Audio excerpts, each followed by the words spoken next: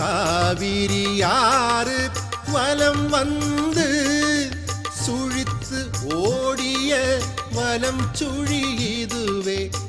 தேவி பெரிய நாயகியின் துணைவர் கற்பகநாதனின் பதமே.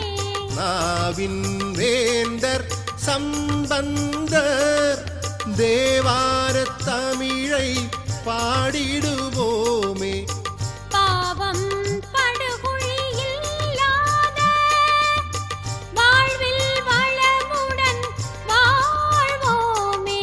சிவாய நம ஓம் சிவாய நம ஓம் நம சிவாய சிவ சிவாய நம ஓம் சிவாய நம ஓம் சிவாய நம ஓம் நம சிவாய சிவ சிவாய நம